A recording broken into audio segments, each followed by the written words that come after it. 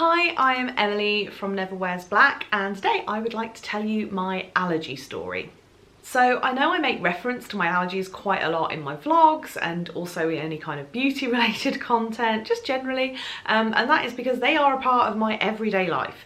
So I thought it'd be really useful to have one video that I could refer people to that kind of pulls together everything, tells you kind of what experience I've had with my allergies and sort of how I got there through diagnosis, try and answer some of the main questions I get, and also obviously tell you what I'm allergic to. I am allergic to. Let's just get right into this from the beginning. I'm not going to build up any suspense. Not like the suspense that was built up in me finding this out. I am allergic to cinnamon, benzoates, limonene, linalool, citronellol, drometrizole and propionic acid. I will give you a little bit more context around those later and the specific issues that those cause, what they are, etc. But first of all, how on earth did I get to the point where I got diagnosed with those allergies? Previously in life, not an allergic person.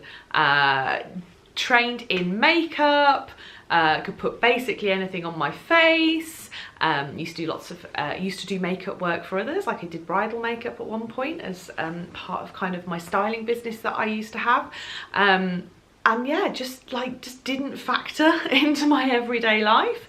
No childhood eczema, occasionally had hay fever. That's kind of as far as it went. And then as I kind of reached 30, I started getting really, really dry lips. And when I say dry lips, I mean, imagine the lips that you get on your worst cold ever. So when they go flaky and really painful. And I just couldn't, no lip balm was helping. You know, I had friends saying, like, we're really, you know, friends trying to help, saying, try aloe, try this, try that. And things would like soothe the initial kind of dryness, but they were just getting sorer and sorer and sorer. And it was getting to the point where I just couldn't wear lipstick.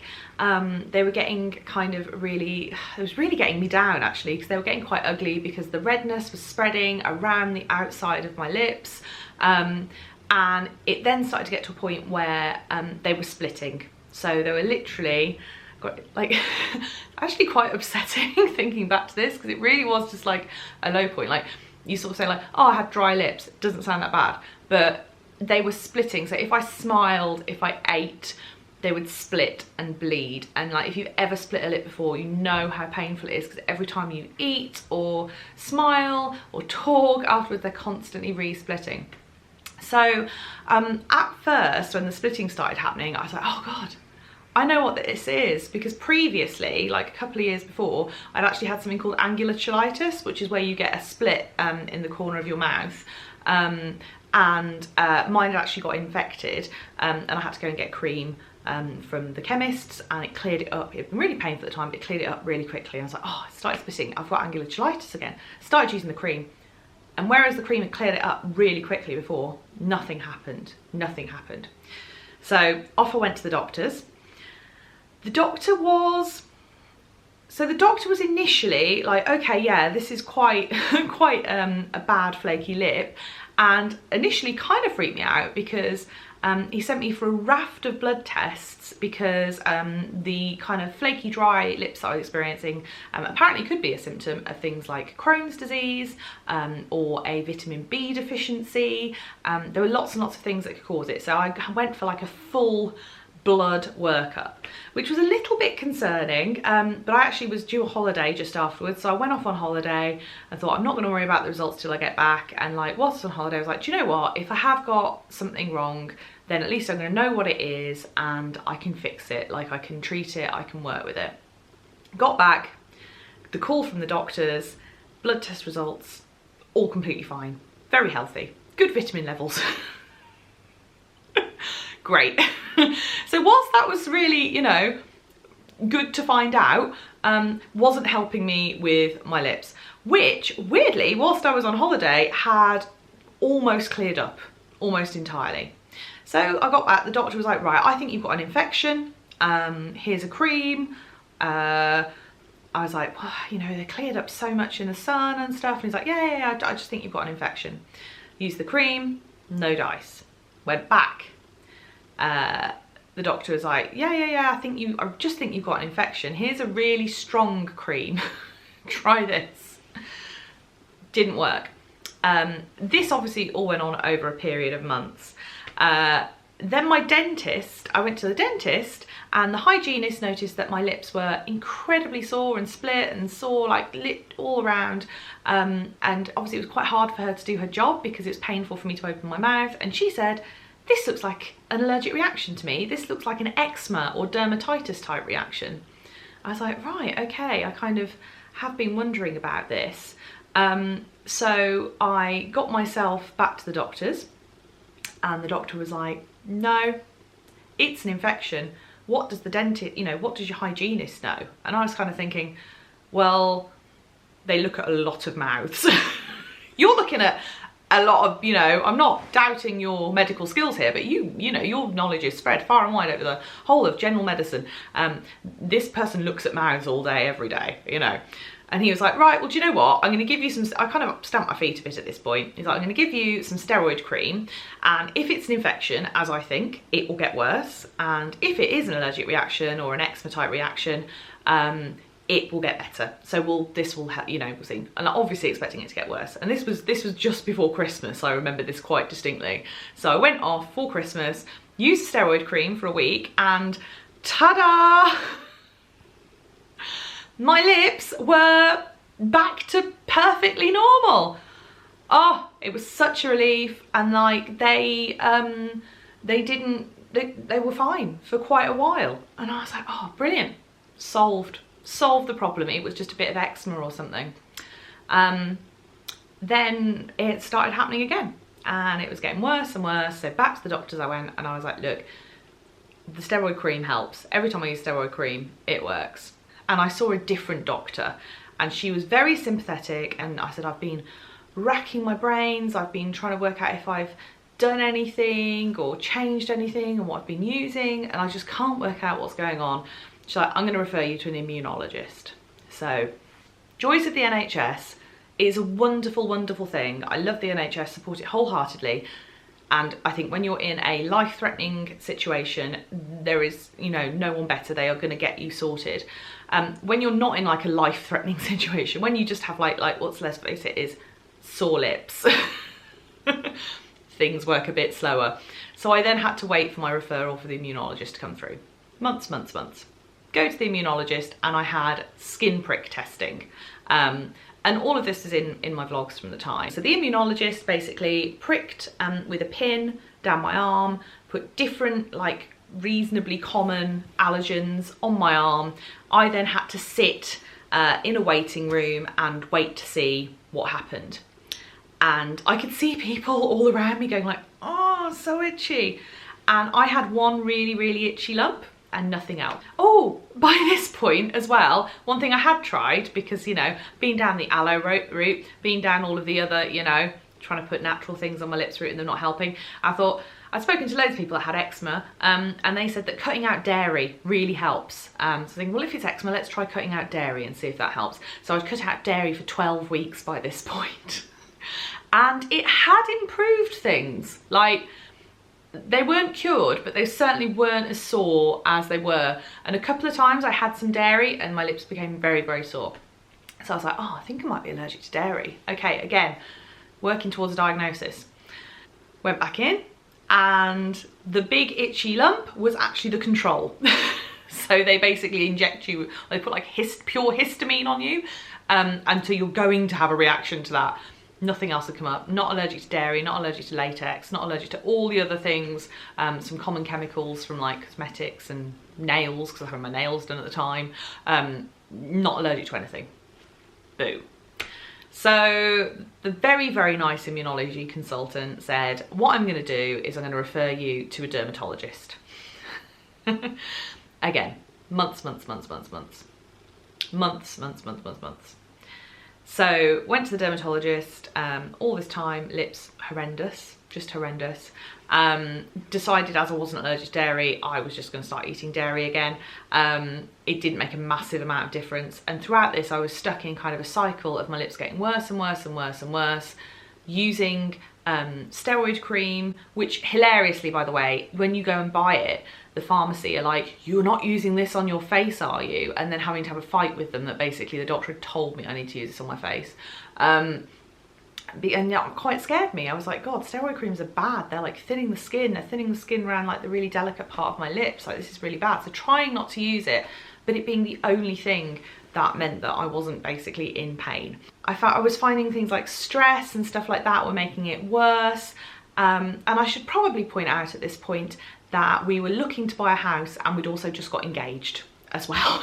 So at a time where a woman wants to feel her most beautiful, I was feeling like pants, basically, with big red crusty split horrible lips, and the stress of wedding planning, where if you've ever planned a wedding, you know what that's like, not helping.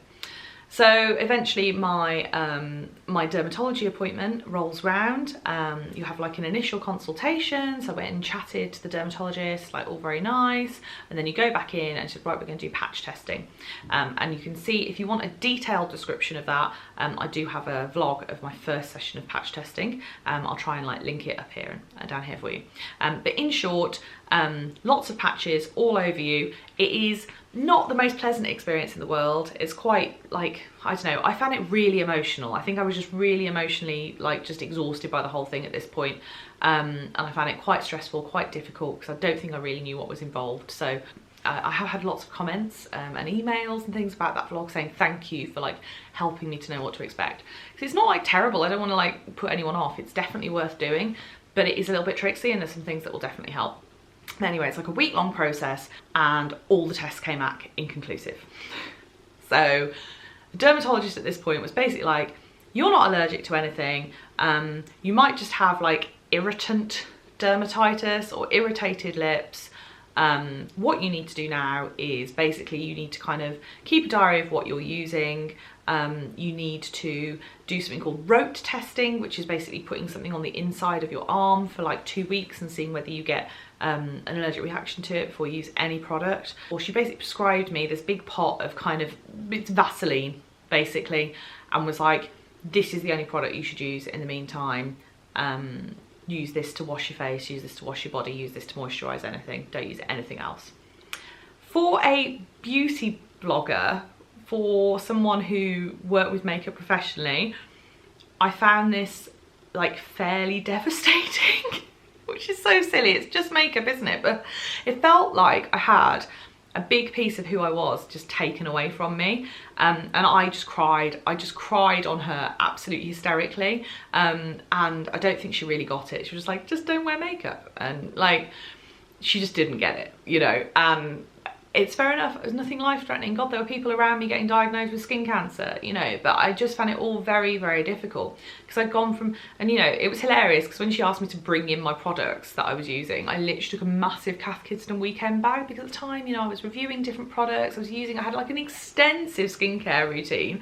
I'd obviously been trying loads of different hypoallergenic and different natural products to try and sort out my face, and just nothing was working, so I had loads. So cut it all down, went down to this prescription, just gunk, which is horrendous, and went on my merry way. And things just didn't improve. And then weirdly, about 3 weeks later, 2 weeks later, I noticed a square, a very, very itchy, raised red square on my back. And I got down to have a look at it and he was like, it's square. I was like, I think I'm having like a delayed reaction to one of the patches. Phoned up the dermatology department. They were like, nah, it doesn't happen. No. I was like, okay. So went to the doctors. At this point, I think the doctor, who was, I think it was like the original doctor I'd first seen, was, I think, just a bit bored of me by this point. This is probably me just projecting here, but he was like, look, we might never find out what's going on with your skin and your weird reactions to things. I'm going to give you a stronger steroid cream for that one because it's a bad reaction, and off you go, kind of thing. So I used that steroid cream for, I think it was 2 weeks, which is like, usually I only use it for a week, and it wasn't going away. Cut to me having my smear test. Go get your smear, ladies, you know. And I was chatting away to the lady doing my smear, who, for various reasons, I ended up with a GP doing my smear. And she was really lovely, chatting away to distract myself. and she was asking me about what I do, and I was like, oh, I used to like blog about beauty and do makeup and style and stuff, but I've really had to rein it in. Like literally this was affecting like what I did for a living, because I just can't use any beauty products anymore, and I've got this weird patch on my back now that won't go away. And she's like, oh, once I've sorted this smear out, let's have a look at your back. Had a look at my back, and she's like, it's square. I was like, I know. She's like, this isn't right. I am re-referring you back to the dermatologist. And unfortunately, it was a re-referral because my case had been closed. I had been referred back to the GP. I was done as far as they were concerned at that point at the hospital, at the skin hospital.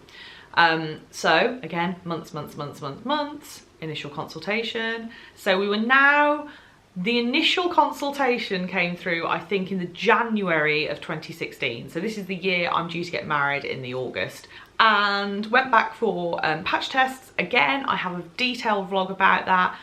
Oh, and also to add to things, by this point, I was starting to get a reaction under my right eye. So my right eye was really red and sore and crusty, and the skin was splitting also. So I was also having to use steroid cream on my eyelid. Also, bear in mind, like at this point, it was what, June, July, May? I was like 3 or 4 months away from being a bride. So, but in short, the dermatologist she was lovely. The consultant dermatologist took a real interest, because she was like, basically, by this point the allergic reaction had obviously gone because it's months later, but I had taken really detailed photos. I at this point was obsessive to the point where I had got they tell you to keep an allergy diary so you can work out what you're allergic to. Mine was no help whatsoever, but I had photographs of my lips and my back to the point where I could show like a map of how everything had been over the months, and I could show like weekly updates on like what was happening with my skin. So the dermatologist was quite impressed with my diligence here, and called in several, I think 2 of her colleagues, and they were like, right, well, this is very unlikely. This doesn't happen very often, but we do indeed. It does look like you had a delayed reaction. So we're going to do the tests again. So that was great. I felt like we were maybe making some progress. Moreover, I just felt like somebody was actually listening to me, which was great. I went back for the tests, and they did them a little bit differently. They did the normal patch tests, but they also then took me into a private room. Some patches on my arms that were like the only bit of me not covered in patches at that point, sat in my hospital gown. Just Instagramming this obviously all the time. And said, right, we're going to put these on and we're going to leave them for 20 minutes and then we're going to take them off. And she came back, she took them off, and after 20 minutes, my arms were itching. Oh my God, allergic reaction, hives, basically. And she was like, right, and then we're just gonna leave you in here for a little bit longer. And within the hour, the allergic reaction had gone. So she's like, right, there's something interesting. I then had the usual patch testing process over the week, went back on the Friday, no results like the previous one. And she's like, right, I'm gonna ask you to come back in a week and then another week afterwards. So I went back for like 2 weeks afterwards. And during those 2 weeks, you guessed it, allergic reactions. And that's how I got my results, as I went back in, and basically they're like, no wonder you were confused as to what you're allergic to, and no wonder a diary was absolutely no help, because what you're having is an instant reaction to some of the allergens that then disappears after an hour. So that first week of patch testing was useless because half of it had kind of gone by the time they checked the results. And then the other half, I'm having like a 2-week delayed reaction where the reaction doesn't actually show until 2 weeks after exposure. So no wonder I couldn't work out what on earth was going on. I was basically overjoyed at this point because I was given a nice big fact sheet list of stuff. I then had a read through it and yeah, blooming heck. It was tricky. I was like, I'm gonna go home and just throw away these products and use the products that have these ingredients and use the rest. It's been interesting, let's just say this. So, first of all, cinnamon. Cinnamon is probably the trickiest of my allergies, I would say. The problem with cinnamon is, A, it is a sneaky little beggar in that it is in so many beauty products that you just don't even think of. It was in my shampoo, it was in my shower gel. It's a natural antibacterial, so lots of natural companies use it. It is it gives you like a tingly feeling as well, so you'll find it in lip plumpers and things like that. And obviously in food, and God, I was having cinnamon in my coffee all the time. I love cinnamon, I love the taste of it. And in food, it's very sneaky, because the problem with cinnamon is, although it is it's listed on kind of all your products that you use, it's not a listed allergen as far as food is concerned. Apparently only 2% of the world's population have a spice allergy. And this is not enough. Some of these people might die if they have spices, but this is not enough to warrant it being an individually listed ingredient. So although cinnamon may be listed as an ingredient on some things, what this means is that you might find things listed such as spices or mixed spice on foods, and these may or may not contain cinnamon. You've got no way of knowing.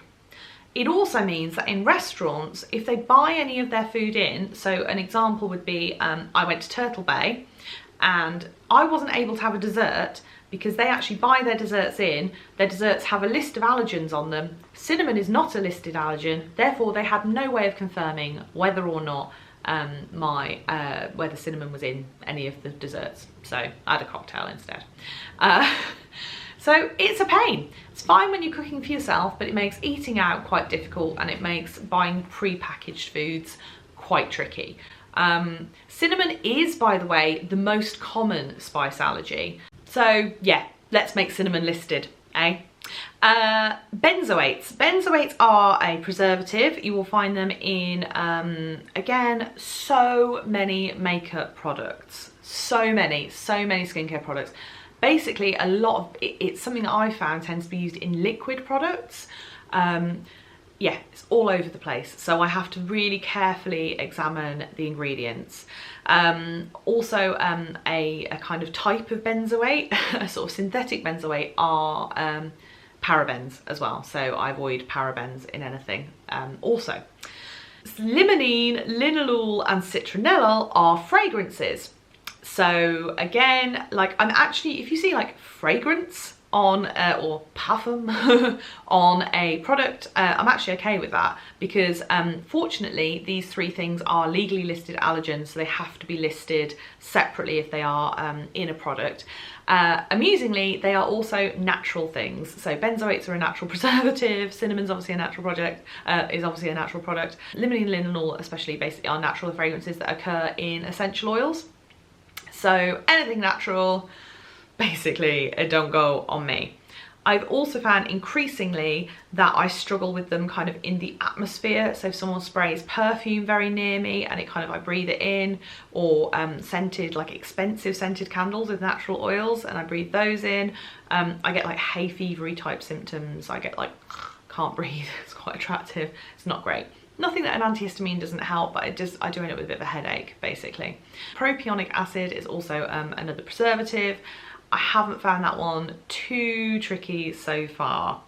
So yeah, that has been my life so far with allergies. I am now, so I got diagnosed just before the wedding in 2016. As of filming this, it's 2018, so I've had a couple of years to get used to it. You can see I'm wearing a full face of makeup. I have managed to wash with actual products. I'm clean. I am eating, as you can probably see by my size 18 figure.